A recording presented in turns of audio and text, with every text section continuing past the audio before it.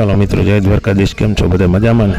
જો આજે આપણે અષાઢી બીજનો જમણવારનો પ્રોગ્રામ હતો.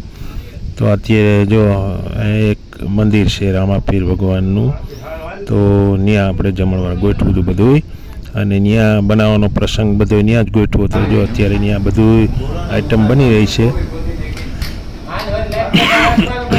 એટલે આઈટમ બધી બનાવે છે. જો અત્યારે પિંડિયા બધા કમ્પ્લીટ કરે છે, અને પિંડિયા કમ્પ્લીટ થઈ જાય પછી એને તરે છે. જો અત્યારે તરી નાખવાના, તરી અને પછી એના લાડવા બનાવશું આપણે. તો પિંડિયા અત્યારે તરાઈને કમ્પ્લીટ થાય છે, અને ભેગી દાળ બફાવા મૂકી દીધી છે. જો અહીંયા દાળ બફાય છે, જો વ્યવસ્થિત રીતે એને ચૂલા ઉપર મૂકી દીધી, દાળ બફાયા રાખે. તો આપણે બીજી આઈટમ બને છે. જો અત્યારે બની રહ્યું છે, પિંડિયા તરાઈને કાઢી રહ્યા છે. તો અત્યારે પિંડિયા તરાય છે અને બને છે જો આ રીતે. તો હવે એને પિંડિયા તરાઈ દઈએ એટલે આપણે એને આગળ પ્રોસેસ ચાલુ કરશું. જો અત્યારે હવે પિંડિયા તરાઈ રહ્યા છે. હવે આ ગાંઠિયાની પ્રોસેસ ચાલુ કરી છે. આ ભાવનગરી ગાંઠિયા બને છે. જો અત્યારે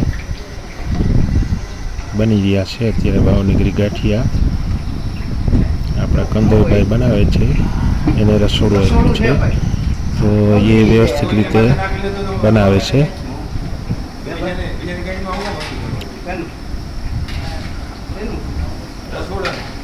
જો આ ગાંઠિયા અત્યારે બની રહ્યા છે ને, અને હવે આ લાડવા જે આપણે પિંડિયા બનાવ્યા હતા ને એનો ભૂકો કરીને કમ્પ્લીટ કરી લીધું છે.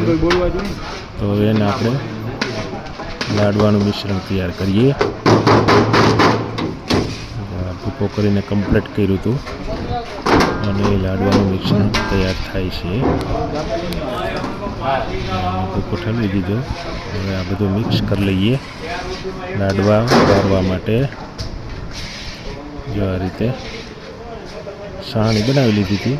હવે ભૂકો તૈયાર થઈ ગયો હતો, એટલે હવે આપણે એના લાડવા બનાવી લઈએ કમ્પ્લેટ. જુઓ છે. અને હવે લાડવા બની જાય પછી આપણે આવી ગયા છીએ વાડીએ. તો વાડીની આજની બધે મોસમ જોઈ, માંડવી કેવી ઉગી છે, અને નેંદવાનું ચાલે છે, ભેગું હાથી આંકવાનું પણ ચાલે છે.